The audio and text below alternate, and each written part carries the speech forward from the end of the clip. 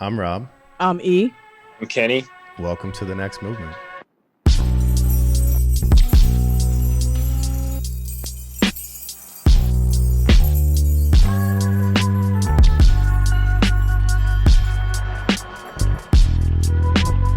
Walking down the streets in Paris, it's autumn here and I'm in Supreme. My wife and I love Supreme. Grand Amour, Parisian scene.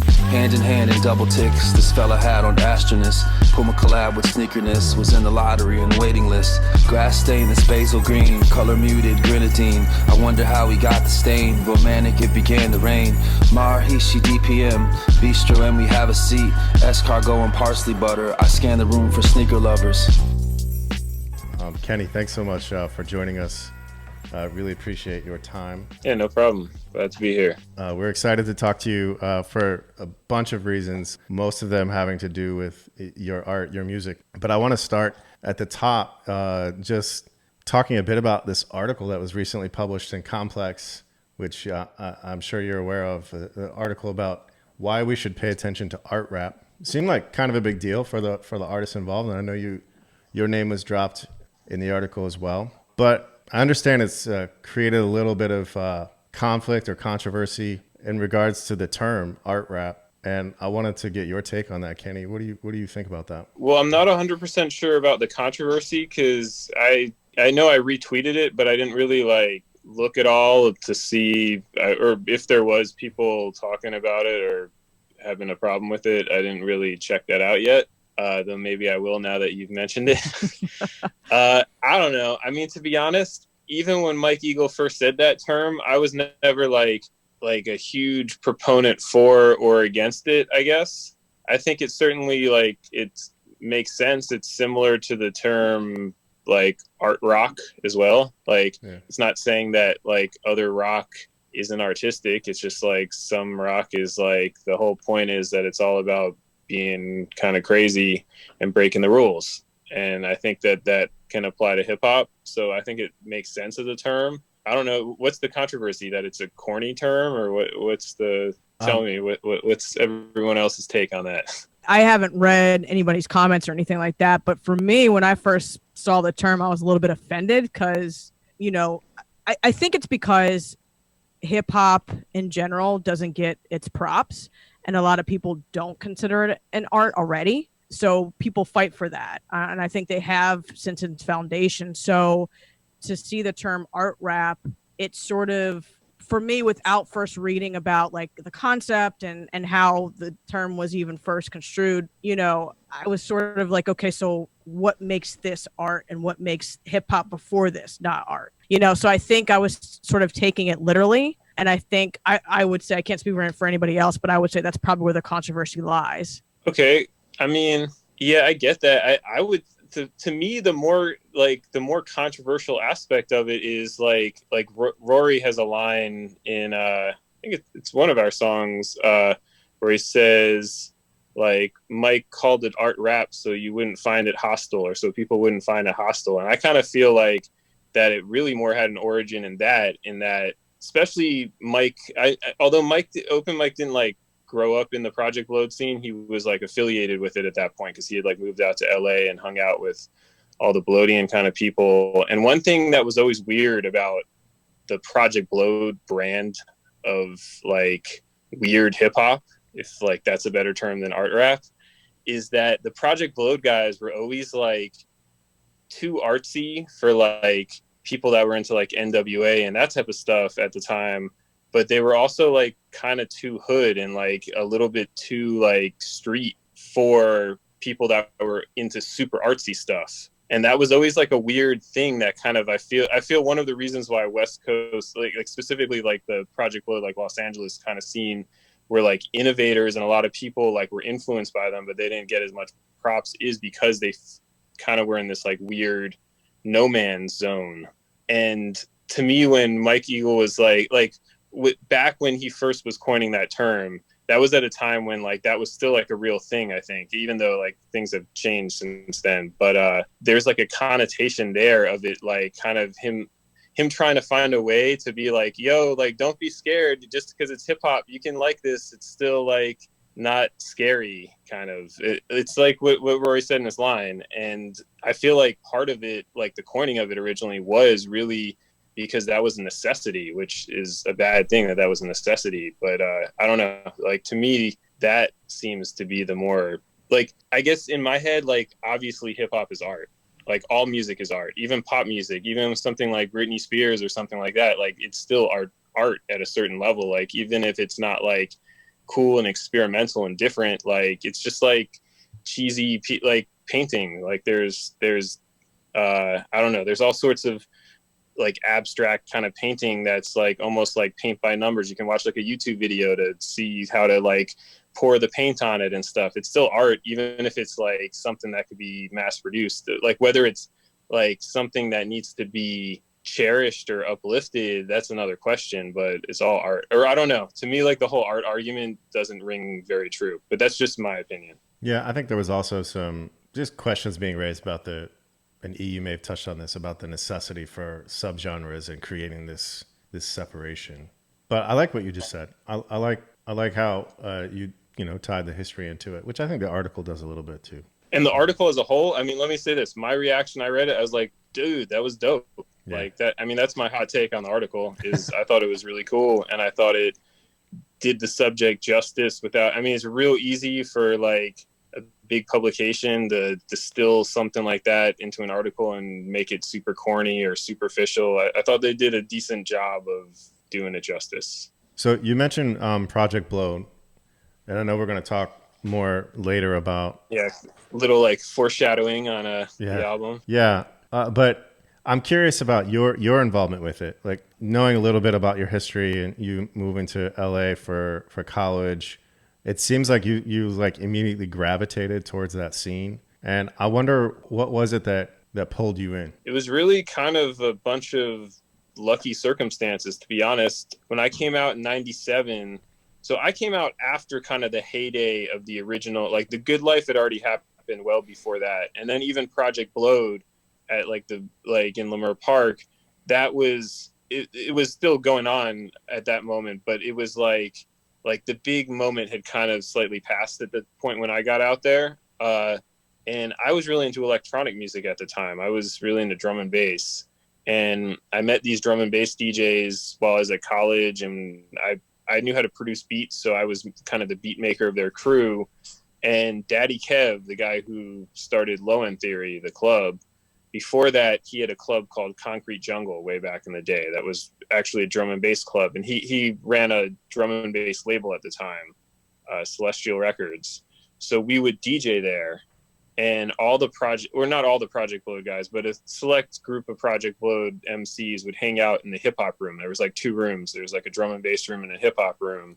So was really my first exposure to them. I listened to hip hop in high school, but I grew up in Maryland, so I kind of listened more to like Wu-Tang and like Gang Starr and J. Rue the Damaja and stuff like that. Like I was firmly in the like DJ Premier and the Wu-Tang camp as far as like my hip hop fandom at that point. So I was pretty much completely unaware of like the whole Freestyle Fellowship legacy or any of that stuff. So that shit blew my mind, because this was like not a show they were doing. Like this was like the hip hop room didn't even have a stage. It was really just, there was a corner DJ booth kind of, and then there was a bunch of couches around there, and the MCs would just sit around on the couches and pass the mic around and freestyle. And we're all like smoking weed and hanging out there. And they're just blowing my mind, because I had never been up close to people freestyling like that. And these are like some of the best freestylers in the world. Like it was Peace, like Abstract Rude, Bus Driver, Micah 9, that were all like regulars up there. So that was kind of how I first was exposed to those guys. And I forget where the rest of the question was supposed to be going. It was really just about what drew you in, like what made you want to be a part of it. Right there. Like it drew me in because I was sitting on a couch having the mic passed like over my head between Abstract Rude and Peace. Like it's real easy to become a believer at that point. Right. And then they started coming by my crib sometimes. My roommate at the time was selling weed, and Daddy Kev would come by, and he brought Peace over. And once I started working with Peace heard a beat of mine when he was over kind of this one day. And once he started coming by, everyone in Project Blowed wanted to come by because I had a computer, I could record. At that time, like recording on computers was also pretty new. Like most people were still recording on ADATs or like 4 tracks for the most part. Project Blowed seemed like a really, when I read about it, it seems like a really community oriented environment. Did you feel really welcomed when you started hanging out in that setting? I mean, I was the quiet white kid from the East Coast. Like, I definitely stuck out like a sore thumb. Like, I had a pass because once Peace started coming to my crib, right, and then he got in an argument with wherever he was crashing before that, and he started just crashing on my couch. So a lot of people kind of just like knew me as like the kid that had, and Peace at the time was like, he's had a lot of problems with like substance abuse and alcohol and stuff, and like he would be just wiling out, and we became friends through making a lot of music together. So yeah, a lot of people that was kind of the way I was accepted, was I was the kid who was crazy enough to take care of Peace when like no one could take care of Peace at the time. And also it was like a member of Freestyle Fellowship, so when he would invite other MCs over to work, all of a sudden he gave like this weird air of like I'm doing some shit, like if I have Freestyle Fellowship over at my house. Like, so it was kind of crazy. I was very young. I was like 18, 19, 20 at the time that all this was happening. So I didn't even really fully comprehend. I was just kind of along for the ride, and I was real quiet at the time. So yes, I guess I was accepted, but I also like I said, I was kind of like a background person. I wasn't, in fact, even like the songs we were doing at the time, I think like I recorded a lot of people's stuff, but the songs they were doing on my beats were almost like practice songs kind of, or that's how I viewed them at the time. Although a lot of them did come out. Back to your original point about community. Project Blood was definitely like a tight-knit community. One thing about it though that I think really defines it is it's very competitive. Like everyone is like friends and like frenemies at the same time. Even like members of Fellowship, like, and like everyone was like, and that's part of why everyone was so good. And I've seen that same dynamic in other groups that I've been in. Like even Team Supreme was a little less of that, but Team Supreme also had like a kind of competitive nature to it. And I think that that's like often key to like everyone having a lot of growth, is like being able to like have friendship and respect, but also like want to like one up each other a lot, if that makes sense. Yeah, totally makes sense. I mean, I think that's what, you know, you talk about community and talk about sort of a support system. I think that's part of it. Like, you know, forcing each other to be your very best. Definitely. That's the competition element. Yeah, I mean, I don't know if you've watched any like of the documentaries on Project Blood and stuff, but Please Pass the Mic, that was like a real thing. Like, yeah, like people were not like encouraged. Like when you were doing, if you were an MC and like it was going to be your first time like rapping there, like people were not encouraging. People held you to a very high standard, and if you didn't meet it, they like told you immediately, like, "Yo, get off the stage." Like so yeah. I guess I feel like in current times, the word of community has a different connotation sometimes than it did back then. Sure. I want to go back, and you mentioned Team Supreme, and I wanted to go back to that to talk to you about how you became involved with that community and that particular project. So that was another one that was just like really amazing circumstances. I was friends with DJ Nobody through Low End Theory, and DJ Nobody was actually in Team Supreme in the very beginning. And I think I was on Facebook at work. I worked at a music studio at the time during the daytime. And I saw Nobody post like Team Supreme Volume 1 on Facebook or something. I listened to it. I was like, yo, these beats are tight. And I think I wrote to him so I worked at a studio doing music for like TV at the time. And my job was almost kind of like Team Supreme, because they'd give you like a prompt of something we had to like make a song for a TV show or for a movie or whatever. And then a bunch of people would do the same thing and kind of compete for who would win. So I think I wrote Elvin like an email that was like, yo, let me be a part of this. And I think he forwarded along to Dane and Preston, who were like the guys who really started it. Yeah. And yeah, they let me start on, I think, number 3, and I did a pretty dope beat, and then they just started keeping me in the email loop. And then I think maybe like a few months after I'd already been doing beats is when the first time I went to one of the shows so they already had thrown like one show, I think, at that point, and they threw another show, and that's when I met everyone face to face, and it just all kind of blossomed from there. We became friends, and I mean, to this day, like many of the people from Team Supreme are like some of my closest like musical homies. And you all did this mixtape series, correct? Yeah. Okay. And you had curators. How did that work? So we would have someone, the curator, and I put that in quotes, was the person who would choose the prompt for that week. And the prompt could be anywhere. It would normally be a sample and a beats per minute. Though sometimes, especially in the early days, it would be more complicated. Like I once had one where my prompt was I gave everyone like the basic sounds of like an 808 drum kit, but you could only use those sounds. So even like your synthesizer had to like use like some waves out of the 808 drum or something like that and loop it super tight. And so, or other times, I know, like Daedalus once had a really crazy prompt where you had to like choose like a number and a letter, and then it helps you choose what sound from your hard drive. I don't know, like crazy stuff. But anyway, yeah, that was like so the curator would give a prompt, and then we would send it out to the people. Originally, it was just kind of invite only. It was like the homies. It was like the actual official members, which kind of grew. In the beginning, I think the official members was like 10 or 12 and eventually grew to like 18 or 19. And then we would invite other people.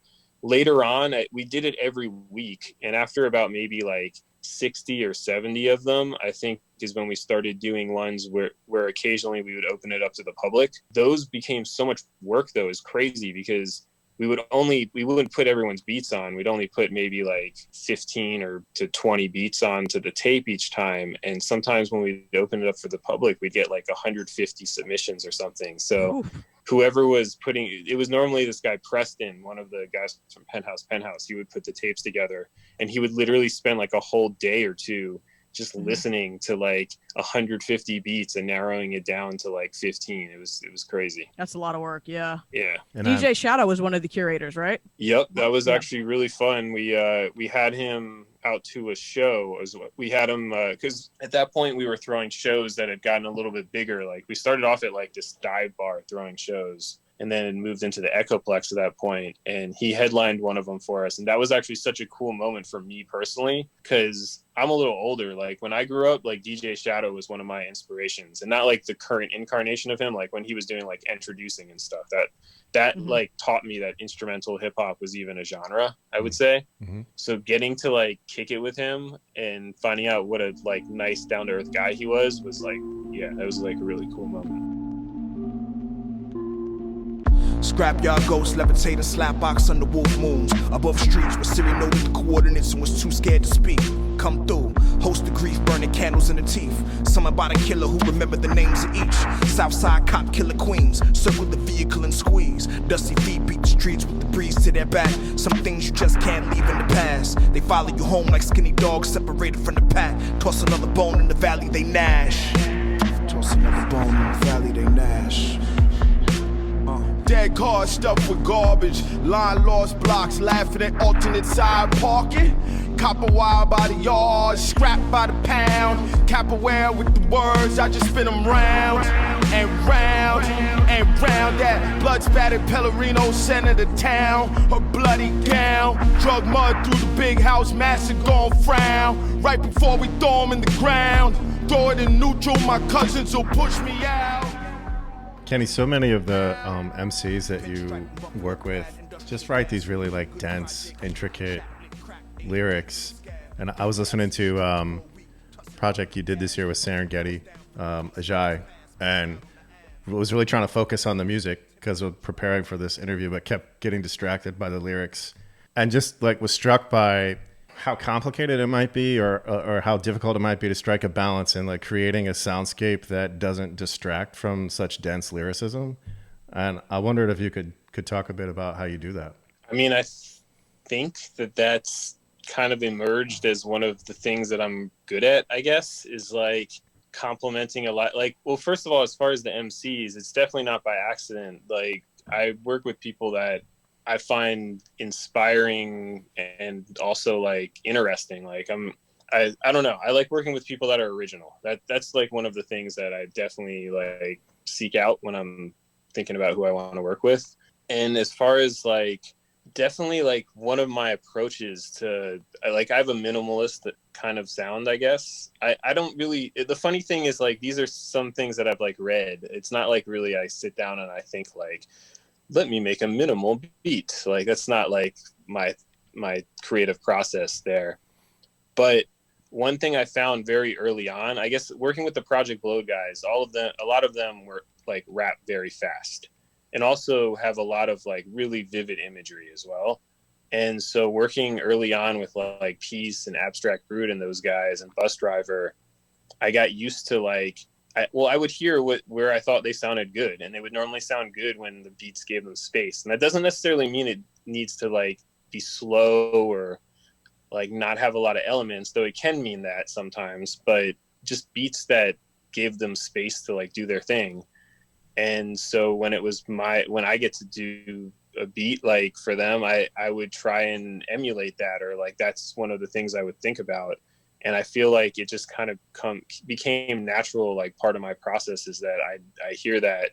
I think one thing that makes it stand, I don't even know if that would have stood out that much back in the day. One thing I think in current times that makes it stand out is that like now they're like being a producer. When I was first learning to make beats and stuff, that wasn't like, you were never going to be the artist. Like, even if you were a really well-known producer like DJ Premier or something, DJ Premier doesn't put out albums. He didn't tour like until Flying Lotus kind of came along, that like flipped the whole script of like that the producer is in the forefront.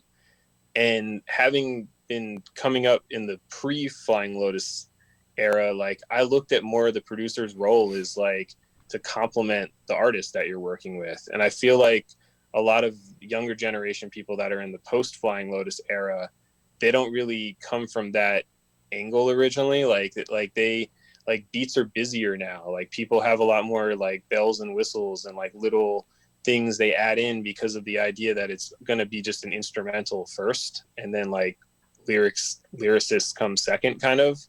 And I think that that's maybe part of why it stands out so much, is that in a sea of people that kind of have that more of that type of approach, having that old school approach of thinking like that my job is really to just like make the rapper sound dope and to compliment them, like that just kind of sticks out more now, even though like to me it's not like it's just kind of the way things were, or it's just how I saw them like very early on when I was coming up making music. You are heavily influenced by Trent Reznor, right? And his ability to sort of create these sounds that didn't distract completely from lyrics.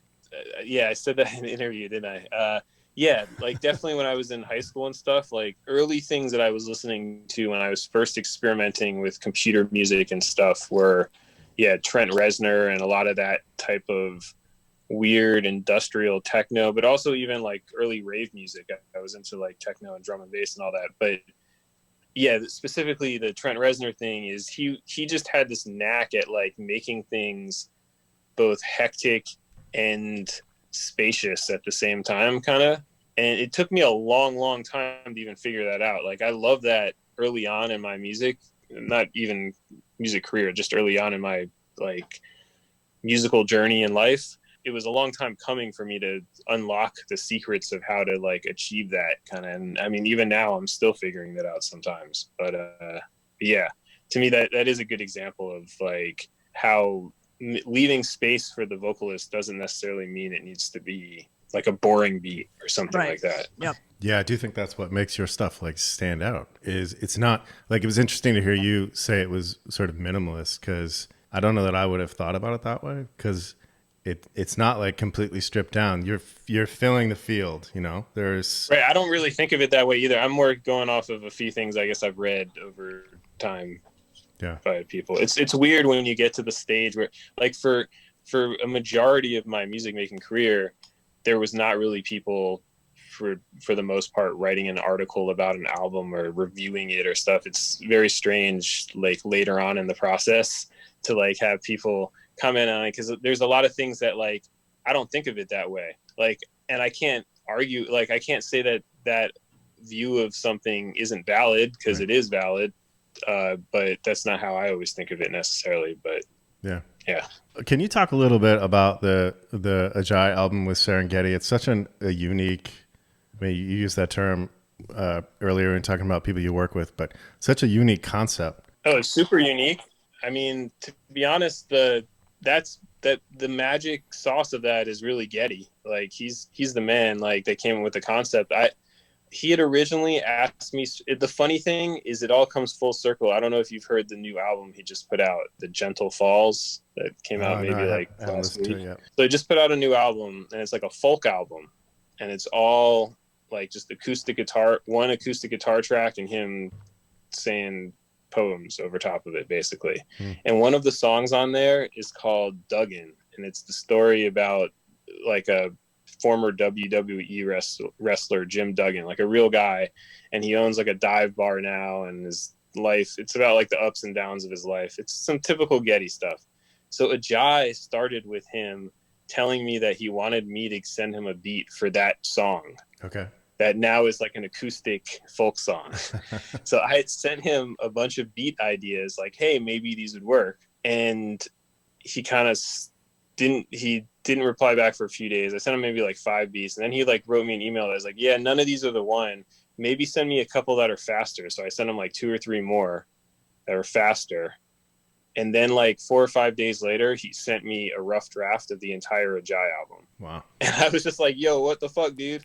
Or the first half of the Ajay album, not the Kenny Dennis part. So, and he had like just kind of mashed all the beats together. It sounded kind of, the original demo he sent me was like one 15-minute long MP3. And he had just taken all the beats in an iPod, it sounded like, and he was just skipping tracks. So sometimes the beat would play for like 10 seconds and it'd go to the next beat.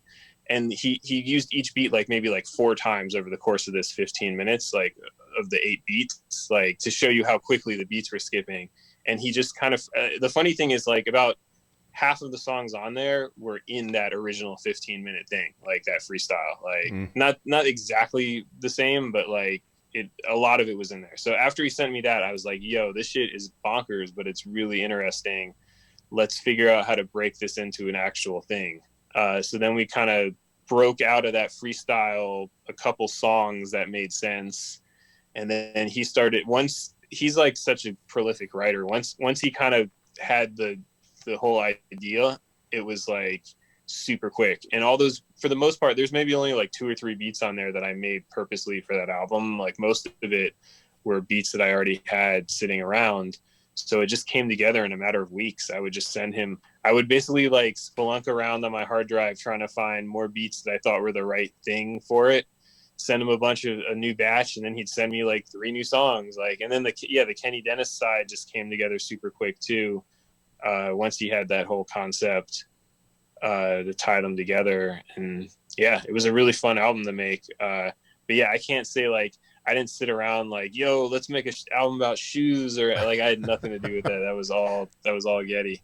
But I think that's also one of my strengths is like, I'm not always great at coming up with the original concept, but if someone gives me a concept that's like, this is what we're doing, I'm really good at like coming up with all the extra ideas and like building the world around the concept and like making it like immersive, if that kind of makes sense. Like I'm good at all the details, but I'm not really good at always like it's helpful for me to work with someone that sees the big picture. Renaissance festival garb, natty dread elder barge, might pull your elder's card. Nigga rap like Frylock sun, floating over a rug of Hydrox crumbs. I might be on one, icy hot numb, made eyes lock thumbs. This my wedding shotgun, drums like stampeding oxen. I guess you lost them. B210 Datsun, flossing, Powers Austin with the asparagus fern. Time couldn't justify the arrogance earned. War holes and old lies at the speed led nosedives. The fallacy of both sides, ghost ride the subconsciousness. Extra medium and I'm off the shits. Confrontation with its awkwardness. Under the parlor palm, barter calm as ever. Need a harder beverage like I need a hemorrhage and corroded artery. Not hardly. Older the car battery with an open chest recharging. We not starving artists, we not starving. We not starving artists, we not starving. One of your other big projects this year was the R.A.P Ferreira album, Purple Moonlight Pages. And I wonder if you could share a little bit about how it might be different working as a part of a group like the Jefferson Park Boys or even the Rubaiyat album versus working solo, just doing the work yourself. Yeah, I mean, the R.A.P Ferreira album was almost the polar opposite in the way it was made, in that it was made over the course of a whole year. A lot of thought went into it. it was not just, it was like Ajay was like fly by the seat of our pants, and Purple Moonlight Pages was like kind of like the masterpiece that we all like worked really hard on. For the Jefferson, like as far as the part of your question, like the Jefferson Park Boys, like about maybe half of the songs on the album were ones where we like really like we're all sitting together and like started the beat together and like made the beat. And then there's a whole bunch of songs where like I might start a beat and then I bring it to the guys, and like that I'll have like Mike play some parts and then Aaron comes over and plays some parts, and then by the time it's all done, it has all three of us together. Mm-hmm. And then there's a few random songs on there that there's like one song that's just like a beat that Aaron did with a piano player, and then there's like one that Mike Parvizi and our friend Jason Wool and Saruda made, but they made it in my studio using all of my equipment. So there's like some kind of like random ones too. Like in fact, that's an album it's really worth checking out, like the individual credits, because it kind of tells you like we tried to be real specific with the credits, like showing like who did what on the different songs. But yeah, the process, I mean, I like both, to be honest. Even my albums that don't necessarily advertise like how it was a group project like Jefferson Park Boys, there's still like a group aspect to it, because part of my sound is that I work with people like Mike Parvizi, my homie Ryan Crosby, who plays like guitar and bass also, and like Aaron, my homie Aaron Shaw, who plays like sax and flute. Like if you look at the credits on my projects, you'll see the same names over and over again, because these are like my people that like my homie Peter plays cello on things sometimes. Like almost every album has some group aspect to it. And that's definitely part of my process, is I like working on like the basic idea and then having other people add some elements to it, and then going back and refining the idea once like I see the things that they added onto it. And are you typically all in the same room, like working at the same time? I mean, not lately, unfortunately. Yeah. That was going to be my follow-up question. I prefer to be in the same room. I used to prefer that for the raps also, though lately I haven't done an album where I was in the room while people were writing. Like none of the artists that I've worked with recently are the type that want to write like in the studio normally. Like the Project Load guys, when I was coming up, all those dudes would like literally come to the house, and it'd be kind of annoying after a while because I'd have the beat playing in the studio for like 8 hours straight while everyone's like writing and working on it or whatever. But anyway, but yeah, when it comes to recording instruments and stuff, I much prefer everyone being in the room, because a lot of times I have ideas, but it's so much easier to just communicate when we're all sitting there. Like my home, like Mike might be playing a bass idea, and he might play like 5 or 6 different ideas all in a row, and I can be like, yo, that's the one, stop. Like, or he might be playing something that's like almost what I hear in my head, and I can just kind of sing to him like the little part that's different. Or like I do a lot of that when I record with different people playing instruments. Yeah. So yeah, when I have to send stuff to people, like it all turns out fine in the end, but it's definitely preferable to me. Like the idea gets down exactly the way I hear it when we're all sitting in the room together. How challenging has it been during the pandemic? I mean, it sounds like that would drastically alter your approach. Yeah, like, well, I'll tell you one thing is I've been working on solo instrumental albums. So I'm about to drop Kenstrumentals Volume 4, which it's basically like a lot of the beats from Ajay and from the Hemlock Ernst album Back at the House, with a couple new beats. But a lot of them are like alternate versions where like I kind of fleshed out the beat more, or like added other, like sometimes a beat like has a lot more elements, but once we start doing a rap song, I'm like, oh shit, like all these other parts don't really go with the song at all, but like the basic beat does. So on the instrumental I put on Kenstrumentals, I'll add those other elements back in. And then I got another instrumental album that'll probably be for next year. That's like a follow-up to Happy Little Trees. Dope. And that one does have some live playing, but that one I've been just sending to people and having people send me back parts, and it's gone pretty good so far. In fact, sometimes it's a fun challenge because they'll send back stuff that's like not at all what I was expecting, but like then I figure out what to do with that instead. And yeah, Ajay, that was made in the very beginning of the whole lockdown. But that one, like I said, was more just like a lot of arranging. Like Mike Parvizi is on maybe like 6 or 7 of those songs, but all of those were ones that we had recorded like a long time beforehand. None of them were right at that moment. But but yeah, I will admit that I'm getting to a point where I wish that I was hanging out with the homies more. Me and my wife are still being pretty good about, like, I mean, I'll like hang out with Mike and Aaron in the yard, like for dinner and stuff sometimes, but I really haven't been having people come in the house. How often were you performing before COVID took over? Performing live shows? I mean, traditionally, I've never thought of myself as much of a live performer, though in the last like 3 or 4 years, I've been performing more. I try to, I mean, especially like a lot of the rappers I work with, they like stay on the road. I try and do like one inspiring tour a year. To me, like, first of all, like back in the day, I used to do a fair amount of touring when I like worked with Abstract Rude and lived with him. Like, so I'm like, over the years, I've kind of like had like ebbs and flows in the amount of touring I would do. But in more modern times, I like really love touring with Rory, for instance, because just his crowd is, I feel like, the perfect crowd for me to like do weird shit on stage. Like back in the day when I would tour with Ab, like I would mainly just DJ for him, and then I would do an opening set, but it'd be like a DJ set. And my job at that show wasn't to like do what I wanted to do. It was to like make the crowd happy and like DJ hip hop that was going to start people dancing, so they'd be out on the floor by the time the main acts take the stage. You know what I mean? Like there's The like a hype purpose. Man. Yeah. And like touring with Rory, like I'm just supposed to get out there and do whatever the fuck I want to do and like get crazy and weird. And I've tried to like get weirder and weirder on each tour with the equipment I bring and the stuff I do. And that's super fun to me.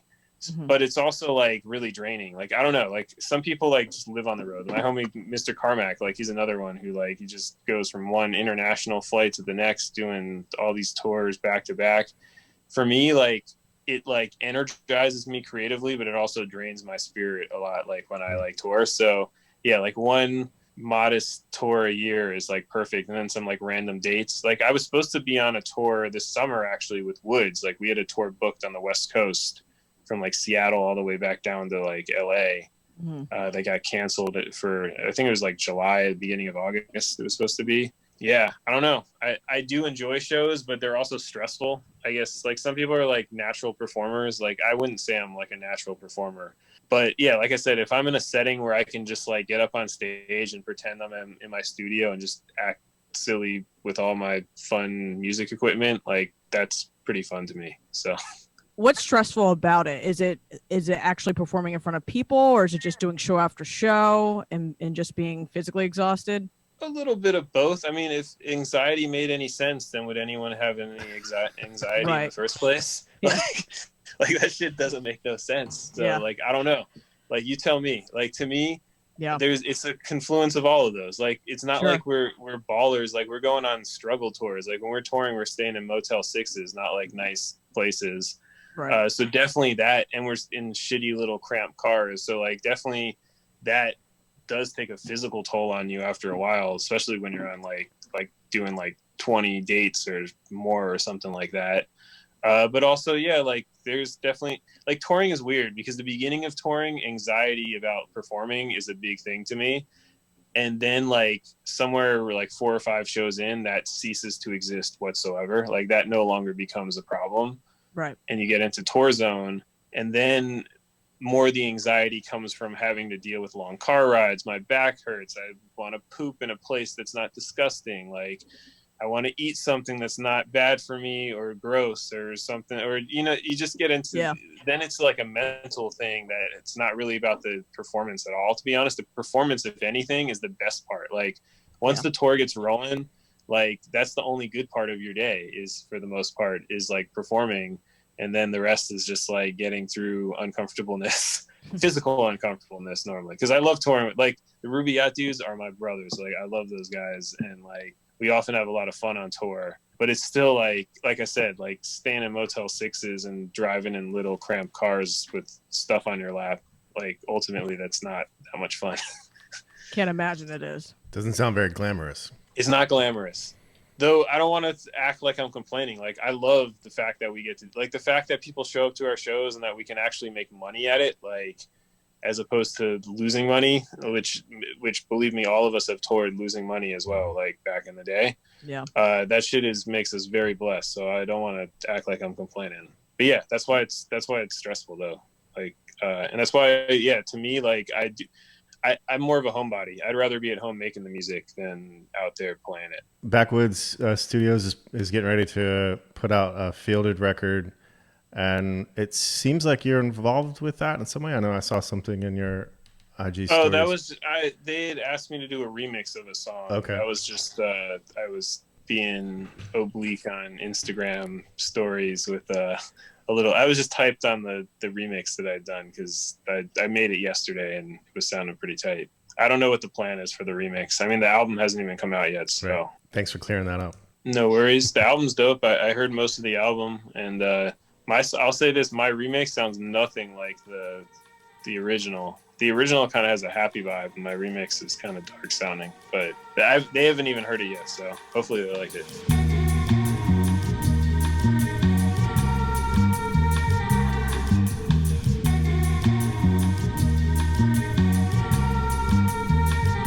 Check it out. And the sun took a day off and the moon stood still. The only light was in sight with the one just past that old onion field. If you look from where I'm standing, you see that old scarecrow. They say if you look too long, you might jump off that wooden bowl. But between you and me, I think that's just a bunch of, hey, you know, some even believe he responsible for the death of old man Dan. They found him without his thinking cap with straw in his hand. And the strangest thing about it is that they never found his head. They never found his head. They never found his head. God damn it, they never found old man Dan's head. And they'll never find it, cause I took it. It didn't go like that at all. See, I just hated that his eye was crooked, and I wanted his eyeball. And things got out of hand, and old man Dan had to die because of that eye. I can tell you, them scarecrow stories are lies. But I did hear when the moon was full and the sun's about to rise, you can walk by and think about that head at the crack of dawn, he'll cry. And the sun took a day off and the moon stood still. Around my part of town, the moon got a frown cause he can see it all from the And the top. sun took a day off and the moon stood still. Around my part of town, the sun be cloudy. Well, I feel like maybe we should have started with this at the top, and I didn't discuss this with you, so I'm getting ready to out us. But the truth is, when you chose Beneath the Surface, I had never heard of this comp before, so I got to listen to it for the first time. And actually, one of the things that I know both E and I enjoy about doing this show is you never really know when we have guests, you never really know what album they're going to pick. And there have been a few times where someone picks something that we're not familiar with, and I personally enjoy that. It, like, stretches me. So yeah, we were kind of in the dark when it comes to this album,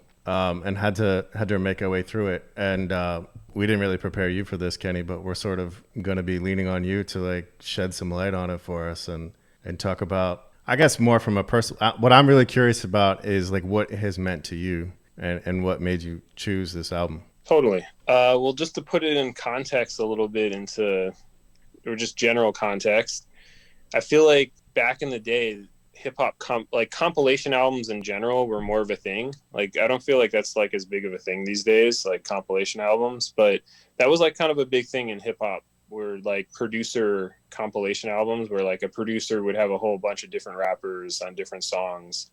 I did one called Ken Can Cook back in the day. But anyway, so Beneath the Surface was one of those. It was this producer, Omid, and he was one of the main producers from the early Project Load days, like Cut Chemist, Omid, and Rid, like Riddler were like the main, like, well, the CVE guys in general were like the main kind of producing camps, I think, at that time. Well, and Fat Jack, of course, also were like the main producing camps. And so this was Omid's like compilation where it was like his time to shine.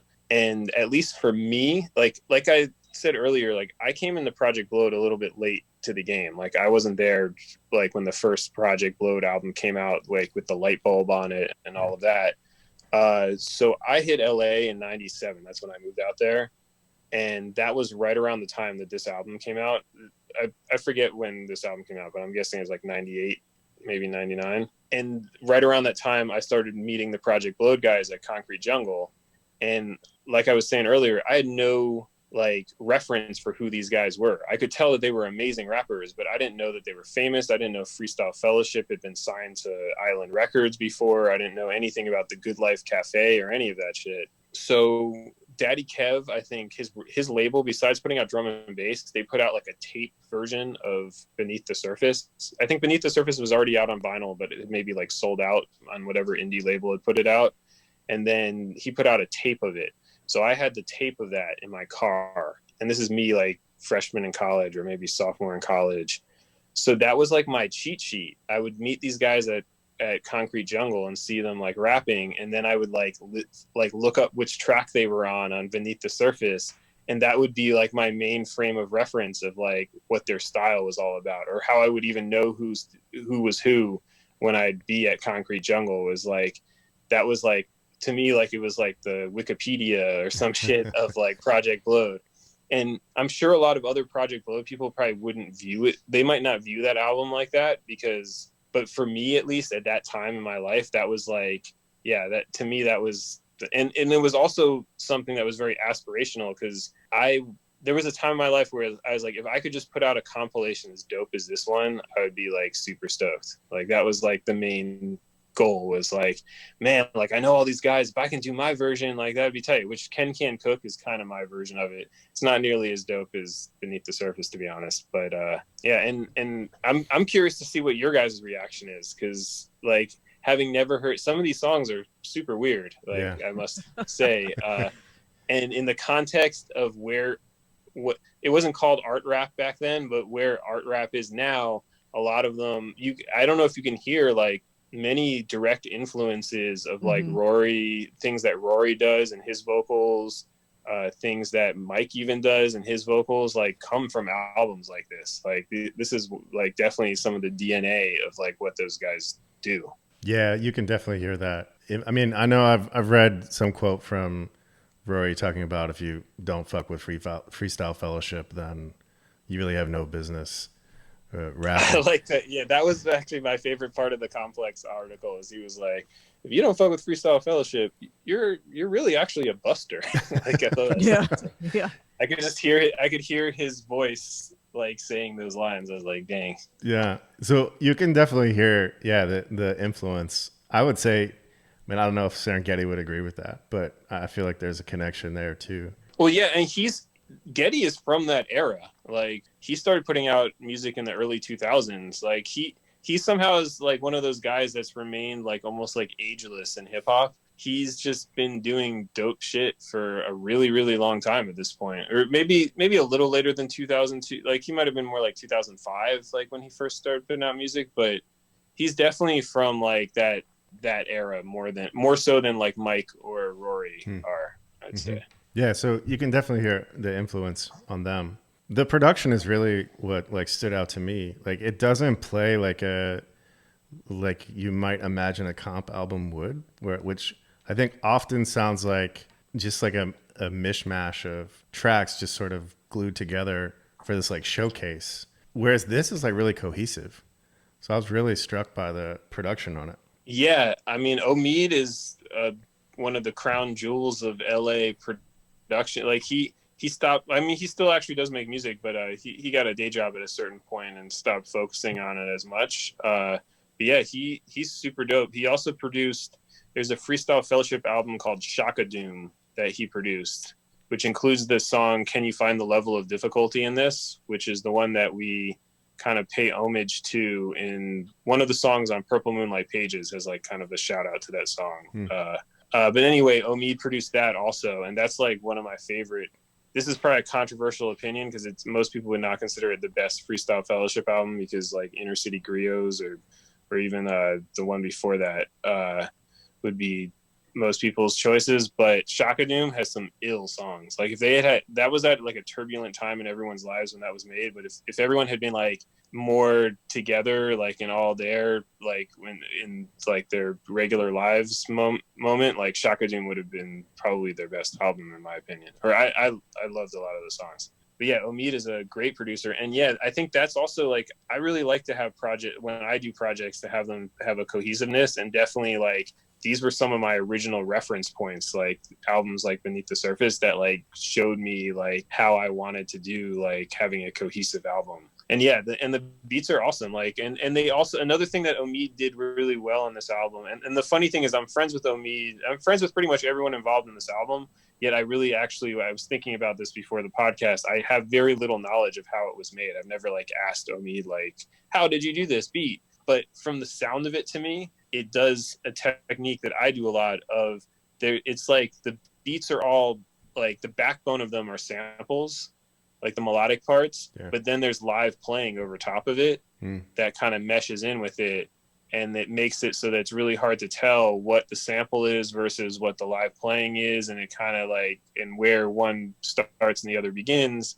And that's definitely something that I never thought of it. Like when I started doing that was what I was like emulating. But like when I went back and listened to it recently, I was like, oh shit, this is like very reminiscent of like one of the main things that I like to do, which is kind of combining the two. That's something else that stuck out to me too. I think one of my favorite cuts from the album would be the hymnal song. Yeah, her slowly. Yeah, something like that. A lot of slowies. The strings on that track are just fantastic, and that's definitely a song where I was like, is this a sample or is somebody actually playing this? My thoughts are clear. My thoughts are clear. Reminiscing, watching the past. Reminiscing, watching the past. Past. Reconciling the opposites. Now colliding divergent forces, pulling my entities two ways like indecision. An incendiary split burns like embers in my coal fire tended with exclusion of the angels. In my limited vehicle, I'm trying to fix my muffler en route to constellations. I determine the sound inside to see if 100,000 miles reaches my earthly toe to the water. I see her, the pure peace, symbolic element, but animas evading. Everlasting is colliding and waiting for my energetic key to unlock timelessness. My temporal universe is collapsing in its linear veneer. I believe it is absurd to think that the word could ever capture the pure elements, but I, diluted earthly, test to gather measurements for my defense. The fence of my parameters, permanence, ideal life shatters to the unlimited. The next is the two components. I'm pretty sure that it's a combination of both, and that is one of the ones I was referring to. Like, I'm pretty sure there's like a violin player playing, but then there's also like a sample that's like the piano and maybe even has some strings in it as well. It's funny because I know Rory, like that's like a song that he loves too. And I've tried a few times when I've run into Hymnal like out and about to like connect him and Rory like on a song together. And it hasn't happened yet, but hopefully one of these days that's going to happen. Yeah. Looking forward to that. Do you have a sense of how many people access Beneath the Surface outside of the regional area? I don't know. In LA, that album is infamous. People everyone knew that shit in LA. It's certainly in the underground, but I feel like that album had a fairly big impact. Probably the whole West Coast even. I don't know if that, to be honest, when I chose it, I just assumed everyone, I was being dumb because of course, like when I think about it, I don't even know if people on the East Coast ever heard of that album. Certainly not people that are younger on the East Coast. But I don't even know if people my age would have known it. Yeah, I don't really have a good sense of it because back then I was like in my early 20s. I didn't really think about those types of things. You know what I mean? Like I was just living it in. I was very much in the moment of just dope music. I've been very blessed in LA. Like since I've been here, there's just been one cool music scene after another that's been kind of blossoming. Mm-hmm. So yeah, I don't know. But now that like when I really think about it, quite possibly not. Yeah. But yeah, it was definitely like that was something that everyone in the LA underground knew that album very well. Yeah. So I'm curious, have you guys ever heard of Cater to the DJ? No. That's the album by Fat Jack. That's like another producer album that came out around a similar time that had all the Project Load people. That was also huge in LA, but obviously not outside of that. Yeah, because I'd never heard of this album before you mentioned it, and so I was just curious if Rob and I had discussed that, and we thought it was probably like LA was pretty heavily influenced by this, but outside of there, like, did people know about it? Did people access it? Yeah, I just always kind of assumed it at the time, but when I really think about it, I don't really know, and maybe not so much, but. It definitely, I know for me that this was very influential because it also like opened up a lot of that. Like at that point, I hadn't really internalized the idea that rap could be so much more than like I said, my main like reference to rap was Gangstar and like J. Rue and Wu-Tang stuff. And also, I mean, actually, if I'm being real honest, like back in like elementary, middle school, like I did listen to like Fresh Prince. Like I had like the He's the DJ, I'm the Rapper tape way back in the day. But yeah, my main reference point for rap was storytelling stuff and like kind of like crime, like gangster kind of stuff. And when I started meeting the Blowed guys, I'd heard the freestyles, but when I started listening to Beneath the Surface, it just like really like Farmer's Market. Like who the fuck came up with the idea for the Farmer's Market of the Beast where someone raps like a billy goat? Yeah. Like that shit is insanity, but it's dope. If you listen, and like, that's part of what's tight about these dudes is they take rap so seriously. And that's why I was saying about like how, like when you were asking about community, I was like, well, it's like a very competitive community. These dudes take it so seriously. So even if they're doing some weird ass concept, if you listen closely to the lyrics and the patterns and shit they're doing, it's like flawless and like really like thoughtful. Like that was another big thing because a lot of them rap fast. And at Project Blowed, like when Project Blowed was in its heyday, DOS effects and all that had happened in like mainstream rap with all the like wiggity stuff. If you ever did any iggities, you were kicked out of Project Blowed like forever. Like, because to them, rapping fast, if you weren't saying real words, if you were just like saying nonsense words, that was like even worse than like rapping slow. Like they'd rather you rap slowly and say real words than say nonsense. Like saying nonsense was like you get kicked out immediately. So they were really big on like lyrics having meaning because for a long time I think like, and this probably is true for many people with hip hop, like I came into hip hop listening more to the beats, like the vocals I like listened to them, but I didn't like think about them very much in the beginning. Right. And this is when I started like peeking under the hood more and like seeing what these guys were doing. I was like, what the fuck is under the hood? Like in this crazy clown car, like and there's a lot of stuff. And I think that they do a really good job on this album. There's like songs that are like weird as shit, but also like totally like some dope hard hitting hip hop joints on there too. Actually a good example of like kind of straddling the line is obviously the most famous song off this album is probably When the Sun Took a Day Off and the Moon Stood Still, which is the AC Alone and Self Jupiter song.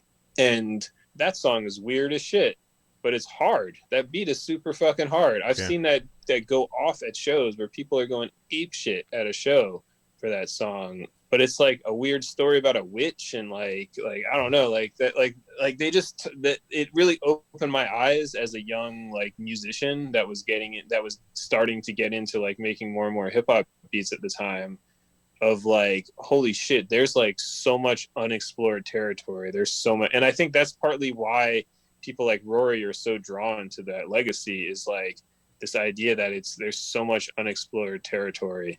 Yeah, it's just like wide open for a talented person to like go do something that's never been done before. E, what were your thoughts on the album? It's nothing like I've ever heard. It almost reminded me a little bit of Company Flow, just because, you know, hearing LP talk about his early production years, he really tried to use like non-traditional sounds when he was making beats and stuff. So it reminded me of that. But yeah, I mean, it definitely has originality points. You know, I think it's an important album because of the time. So it came out in '99, I think, you know, when hip hop was really commercial. You know, Kenny, you're talking about like Project Blowed and, you know, how the community took hip hop seriously. Like, I think this is an example of that, you know, keeping it original, keeping it, you know, grounded to the elements of the culture. So I think I imagine it served an important purpose back then for that reason too. Thinking about that, I went back and watched the episode of Hip Hop Evolution. Since we just had Darby Wheeler on the show, I went back to prepare for this and watched the episode where they cover Project Blowed. And yeah, I definitely think just from that, I got the impression that this is definitely a space for people who like couldn't fit in to the gangster rap scene that was, you know, taking over the West Coast in LA at the time. So it definitely seems important from that regard. It gave space, gave voice to people who didn't have it otherwise.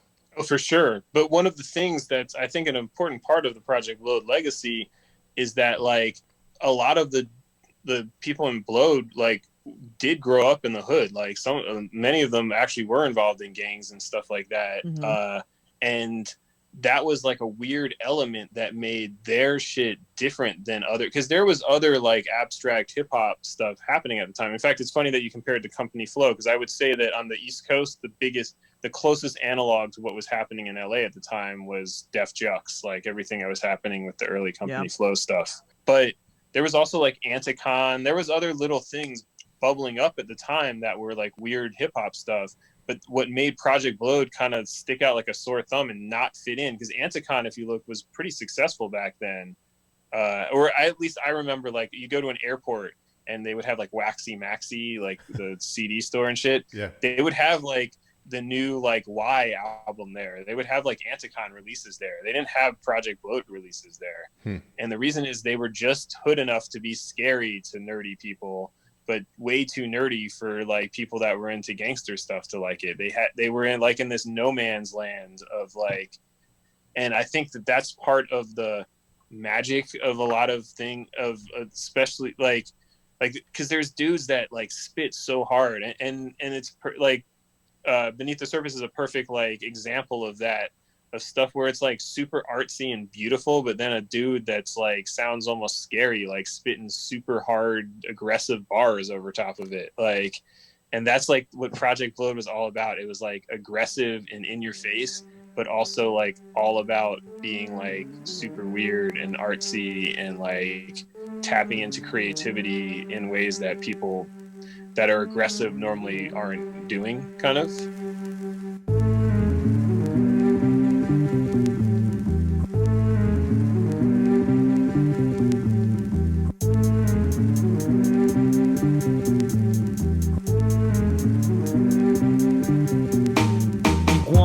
In the farmer's market, lion. In the farmer's market, in the farmer's market of the beast, snakes. In the farmer's market, in the farmer's market, in the farmer's market of the beast. Now I'm an iguana and I move like I wanna through the hills of Tijuana. There's a castle trees who will remember me as a silent swing, snap a tail in the ring. Listen with the blizzard, tell me what do you bring? A story of my master, Chololan Singular, who sinks into trouble just a little too much. Crush, another person hits the ground, pound. While there, he kicks him around, and I wonder why I'm in this leash. If he's the one who always acts like a beast, addicted to preparing a 10-knuckle feast. Oh my master, you are responsible for 80% of the blood on the streets, the dying ocean in the air we breathe. Have you taken me home because of the soon-to-be extinct tropic?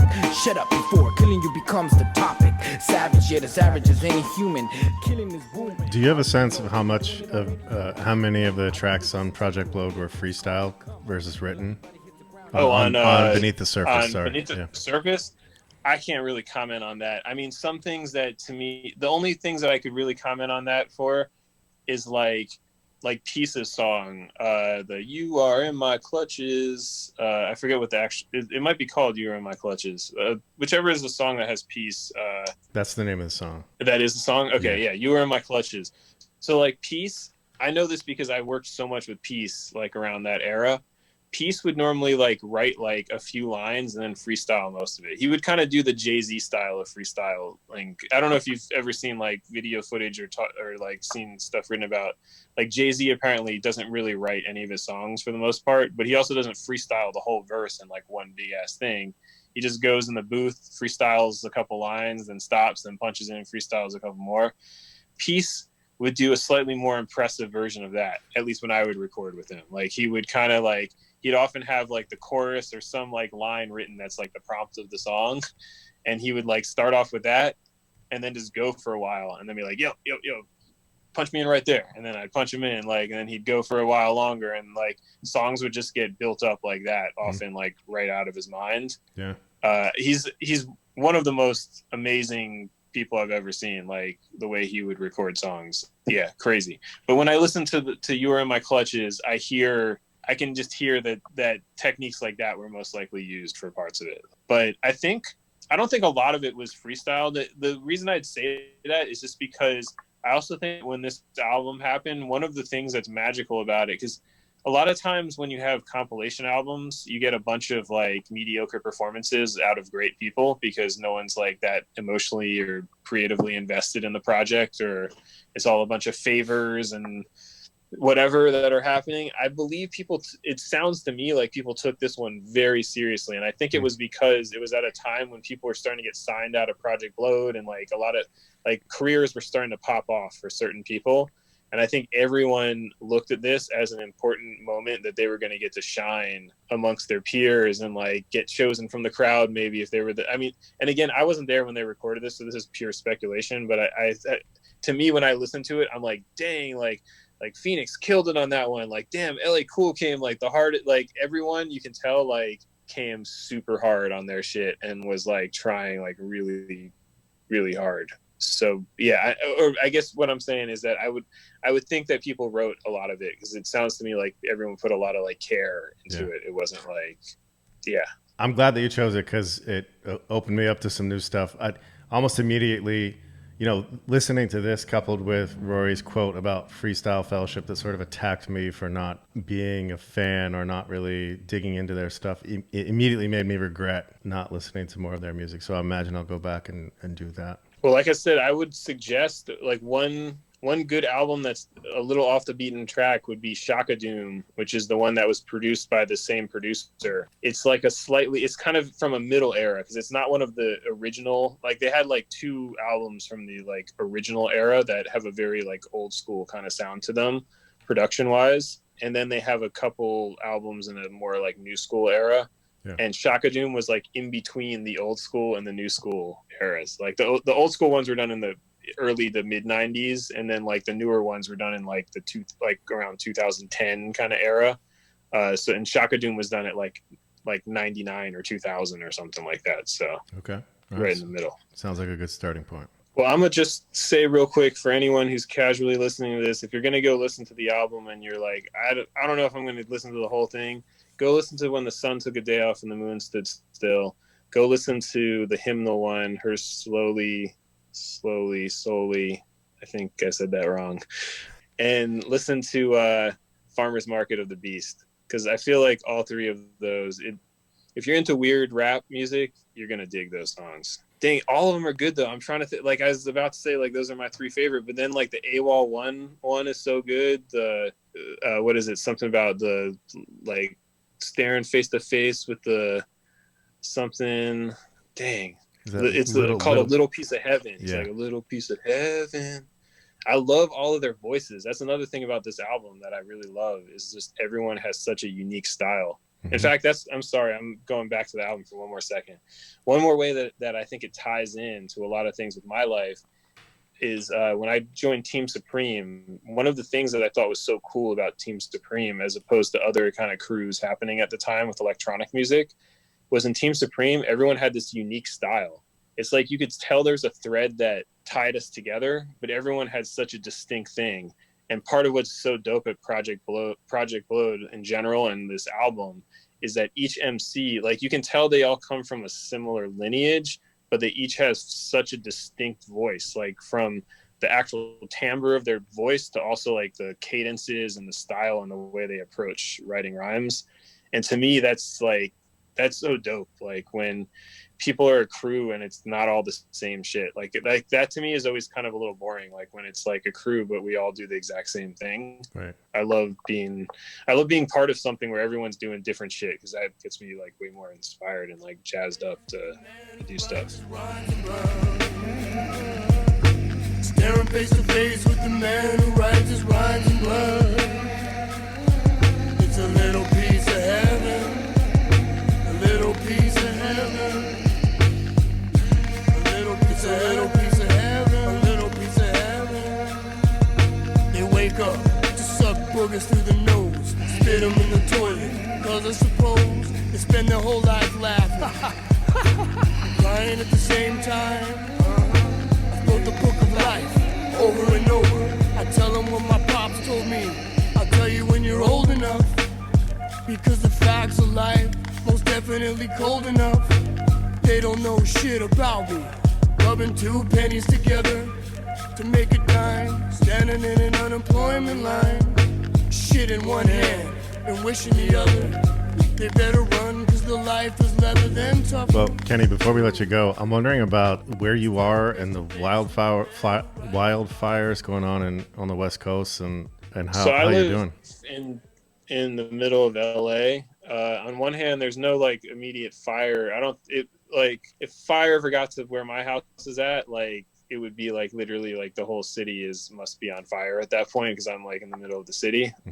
But shit is super weird. It doesn't look as weird as San Francisco. I've seen the pictures in the Bay Area where it like literally looks like Mars, but it has been like a yellow red glow in the sky for the last like 3 days. Today I barely wanted to go outside because it smells like a campfire outside right now, and you can see ash on everything, like not like a huge layer, but you can see that ash is falling. I saw some LA Times thing that said they called the air quality very hazardous today, as opposed like it had been poor for a while and then dangerous, and now it's like very hazardous. It's like above dangerous apparently. All I know is that the little emoji kind of thing they had for it was a guy in a gas mask. So Oh my goodness. So yeah, I was trying to stay indoors. My dog is bouncing off the walls in here because I haven't walked her yet today. Yeah, I mean, look, as far as things go, I guess I'm lucky in that my house is not burning down. I haven't had to evacuate or anything like that, and knock on wood, I haven't even lost power. But yeah, if this year couldn't get any stranger, it's like having the sun look red for 4 days in a row is certainly making it stranger. Yeah. I have family in San Diego, and my aunt was sending us all videos and pictures of fires, and it was just fucking insane. Yeah, one thing that I have a few friends in the Bay that were telling me apparently it's hard to even take pictures of it with your phone because there's so much color correction software in our phones. That like the phone doesn't want the sky to be like as orange as it is. It's constantly trying to like. Even the phone knows this is not right. Yeah. Right. The phone's like, this doesn't look right. Like there must be something messing up the picture right now. It's crazy. Incredible. Well, I'm glad to hear that you're safe, and certainly hope that it stays that way. Kenny, we're really grateful for your time. Thanks for sitting down with us and sharing so much, especially Beneath the Surface and what it's meant to you. We're grateful for that. Cool. I just want to give a shout out to Omid, who produced that album. Dope homie of mine. Very good producer. And yeah, all the Project Blood dudes on there. Any information for people who want to keep up with you or anything you want to tell us about? I mean, you mentioned a couple upcoming projects. What do you want people to know? All right, I got a couple things happening. Kenstrumentals Volume 4 is going to drop. We haven't actually announced it, but we're going to announce it next week or so. But it's going to drop October 16th, I believe, on Dome of Doom. And there's going to be tapes and a special sticker for it. In fact, 2 special stickers for it. I'm pretty excited about the artwork. And what else is happening? I got an album called Indoors. That's kind of the follow-up to Happy Little Trees. And that's going to be, I don't know when, but probably beginning of next year, I'm guessing. It's like almost done right now, but I'm still kind of putting the pieces of the puzzle together a little bit. And besides that, I got a couple new rap projects that are in the very beginning inkling stages, but I don't want to talk about them quite yet because I don't want to jinx them while they haven't. Once things are like along and rolling, I can talk about it, but they're both just barely started. But one other thing on the Ruby Yacht front, there's going to be an upcoming album, Pink Navel. I think his album drops like next week. That's just going to be dope. I've already heard it. Album is dope. And Rory has a new R.A.P Ferreira album that's going to come out sometime soon, I think. That's all produced by him. Oh, wow. That's dope as fuck. Yeah. Called Bob's Son. Okay. And what's the best way for folks to follow you, keep up with you? I guess on social media, even though I don't really like social media. But yeah, Twitter... It's all / Kenny Segal / Twitter.com, Instagram.com, Facebook. I think it's Kenny Segal Music. But yeah, it's all on there. If you care that much, you can find it, or you can just be surprised when shit happens. Kenny, thank you again for joining us. It's been a pleasure. Keep an eye out for those new projects and wish you continued safety. Oh, thank you very much.